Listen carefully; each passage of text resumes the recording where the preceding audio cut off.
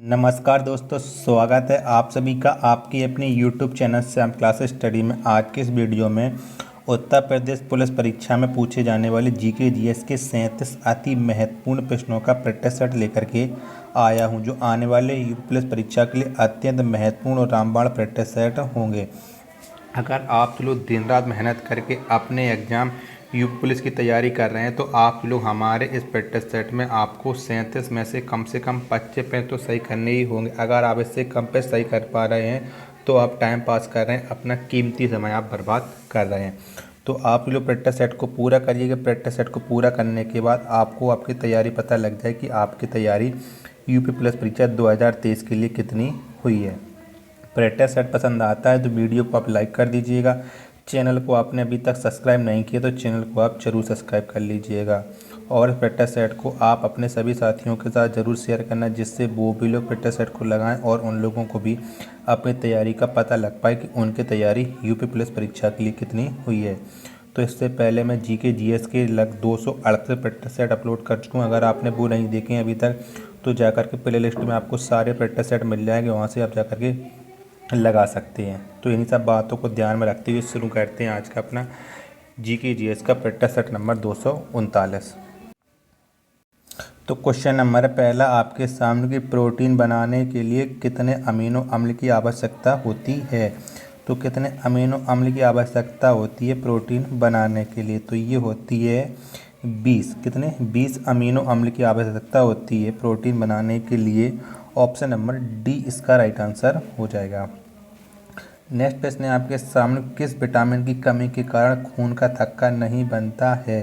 तो कौन से विटामिन की कमी के कारण खून का थक्का नहीं बनता है। तो ये विटामिन के की कमी के कारण खून का थक्का नहीं बनता है। ऑप्शन नंबर बी इसका राइट आंसर हो जाएगा।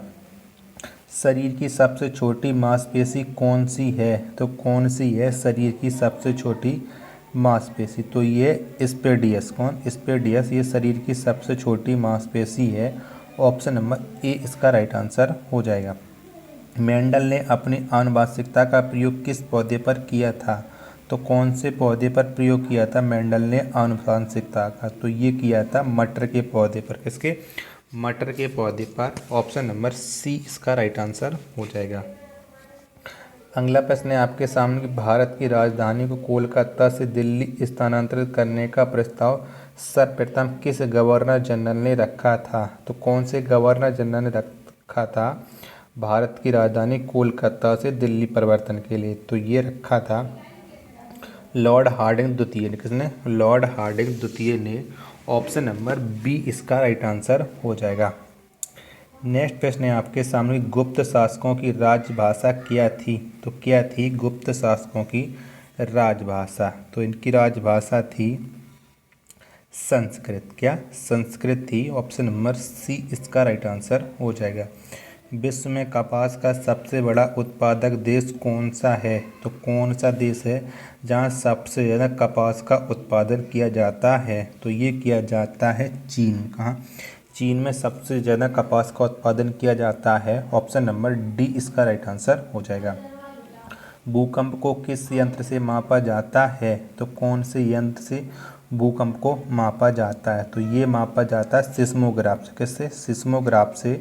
ऑप्शन नंबर बी इसका राइट आंसर हो जाएगा। चैतन्य स्वामी का जन्म किस राज्य में हुआ था। तो कौन से राज्य में हुआ था चैतन्य स्वामी का जन्म। तो इनका जन्म हुआ था पश्चिम बंगाल। कहाँ, पश्चिम बंगाल में हुआ था चैतन्य स्वामी का जन्म। ऑप्शन नंबर ए इसका राइट आंसर हो जाएगा।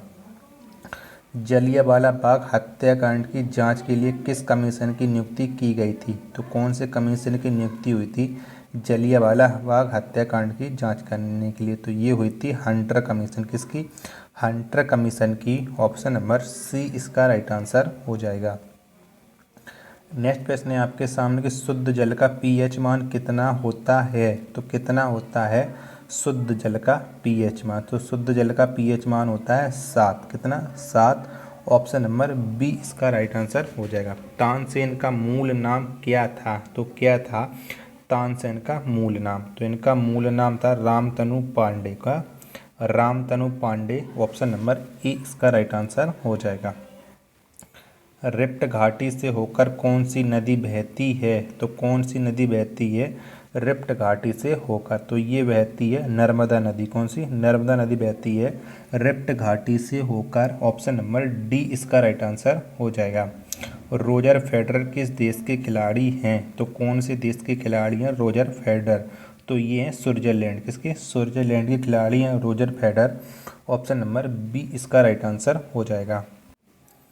अगला प्रश्न है आपके सामने, आइड्री किसकी आत्मकथा है? तो ये किसकी आत्मकथा है ये आपको बताना। तो ये आत्मकथा है किरण बेदी। किसकी? किरण बेदी की। ऑप्शन नंबर सी इसका राइट आंसर हो जाएगा।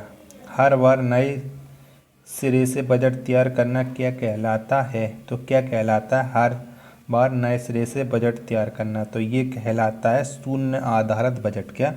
शून्य आधारित बजट। ऑप्शन नंबर ए इसका राइट आंसर हो जाएगा। अगला प्रश्न है आपके सामने, अल बरूनी किसके साथ भारत आया था? तो किसके साथ आया था अल बरूनी भारत? तो ये आया था महमूद गजनबी के साथ। किसके?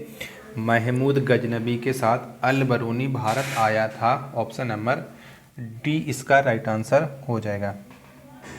अगला प्रश्न है आपके सामने कि स्वामी विवेकानंद के बचपन का नाम क्या था? तो क्या था स्वामी विवेकानंद के बचपन का नाम? तो इनके बचपन का नाम था नरेंद्र दत्त। क्या? नरेंद्र दत्त था स्वामी विवेकानंद के बचपन का नाम। ऑप्शन नंबर ए इसका राइट आंसर हो जाएगा। नेक्स्ट है आपके सामने कि हिंदी साहित्य का स्वर्णकाल किसके शासनकाल को कहा जाता है? तो किनके शासनकाल को कहा जाता है हिंदी साहित्य का स्वर्णकाल? तो ये कहा जाता है अकबर के शासनकाल को हिंदी साहित्य का स्वर्णकाल। ऑप्शन नंबर टी इसका राइट आंसर हो जाएगा। नेक्स्ट प्रश्न है आपके सामने कि विश्व में टिन का सबसे बड़ा उत्पादक देश है? तो कौन सा देश है वो जो सबसे ज़्यादा टिन का उत्पादन करता है? तो ये है मलेशिया। क्या? मलेशिया है। ऑप्शन नंबर सी इसका राइट आंसर हो जाएगा। नेक्स्ट प्रश्न है आपके सामने कि शेर शाह का मूल नाम क्या था? तो क्या था शेर शाह का मूल नाम? तो शेर शाह का मूल नाम था फरीद खां। क्या? फरीद खां शेर शाह का मूल नाम था। ऑप्शन नंबर डी इसका राइट आंसर हो जाएगा। किस संधि के बाद पेशवा बाजीराव द्वितीय अंग्रेजों के अधीन हो गए? तो कौन सी संधि के बाद पेशवा बाजीराव द्वितीय अंग्रेजों के अधीन हो गए? तो ये हो गए थे बेसिन की संधि के अधीन। किसके? बेसिन की संधि के बाद। ऑप्शन नंबर ए इसका राइट आंसर हो जाएगा। अगला प्रश्न है आपके सामने कि पृथ्वी का बाहरी भाग क्या कहलाता है? तो क्या कहलाता है पृथ्वी का बाहरी भाग? तो ये कहलाता है क्रस्ट। क्या? क्रस्ट कहलाता है पृथ्वी का बाहरी भाग। ऑप्शन नंबर बी इसका राइट आंसर हो जाएगा। नेक्स्ट प्रश्न है आपके सामने कि जर्मनी और पोलैंड के बीच की सीमा रेखा क्या कहलाती है? तो क्या कहलाती है जर्मनी और पोलैंड के बीच की सीमा रेखा? तो ये कहलाती है हिंडनबर्ग रेखा। क्या? हिंडनबर्ग रेखा जर्मनी और पोलैंड के बीच। ऑप्शन नंबर सी इसका राइट आंसर हो जाएगा। इंदिरा गांधी के बचपन का नाम क्या था? तो क्या था इंदिरा गांधी के बचपन का नाम? तो इनके बचपन का नाम था इंदु या प्रियदर्शी। ये इंदिरा गांधी के बचपन का नाम था। ऑप्शन नंबर ए इसका राइट आंसर हो जाएगा। जनसंख्या का महाविभाजक वर्ष कहलाता है? तो कौन सा वर्ष कहलाता है जनसंख्या का महाविभाजक वर्ष? तो ये कहलाता है 1921। कौन सा? 1921। ऑप्शन नंबर सी इसका राइट आंसर हो जाएगा। जब भारत स्वतंत्र हुआ उस समय ब्रिटेन में किस पार्टी की सरकार थी? तो किस पार्टी की सरकार थी जब भारत स्वतंत्र या आज़ाद हुआ था? तो उस समय ब्रिटेन में सरकार थी लेबर पार्टी। किसकी? लेबर पार्टी की। ऑप्शन नंबर ए इसका राइट आंसर हो जाएगा। बिरला मेमोरियल कहाँ स्थित है? तो कहाँ पर स्थित है बिरला मेमोरियल? तो ये स्थित है कोलकाता में। कहाँ? कोलकाता में स्थित है Birla memorial. Option number D इसका राइट आंसर हो जाएगा। अगला प्रश्न है आपके सामने कि नगीना मस्जिद कहाँ स्थित है? तो कहाँ पर स्थित है नगीना मस्जिद? तो ये स्थित है आगरा में। कहाँ? आगरा में स्थित है नगीना मस्जिद। ऑप्शन नंबर बी इसका राइट आंसर हो जाएगा। विषुवत रेखा पर जब सूर्य की किरणें लंबवत पड़ती हों तो उसे क्या कहते हैं? तो उसे हम क्या कहते हैं, जब विषुवत रेखा पर सूर्य की किरणें लंबवत पड़ती हों तो उसे हम कहते हैं इक्विनॉस। क्या? इक्विनॉस। ऑप्शन नंबर बी इसका राइट आंसर हो जाएगा। डीसीएम ट्रॉफी का संबंध किस खेल से है? तो कौन से खेल से है डीसीएम ट्रॉफी का संबंध? तो इसका संबंध है फुटबॉल से। किससे? फुटबॉल से है डीसीएम ट्रॉफी का संबंध। ऑप्शन नंबर सी इसका राइट आंसर हो जाएगा। मुद्रास्फीति की दर में गिरावट से वस्तु के मूल्य पर क्या प्रभाव पड़ता है? तो क्या प्रभाव पड़ता है मुद्रास्फीति की दर में गिरावट से वस्तु के मूल्य पर? तो वस्तु के मूल्य पर वस्तु का मूल्य घटता है। कैसा? वस्तु का मूल्य घटता है। ऑप्शन नंबर बी इसका राइट आंसर हो जाएगा। अगला प्रश्न है आपके सामने कि भारत सरकार अधिनियम 1935 किसके द्वारा पारित किया गया? तो किसके द्वारा पारित किया गया था भारत सरकार अधिनियम 1935? तो ये पारित किया गया था ब्रिटिश संसद के द्वारा। किसके?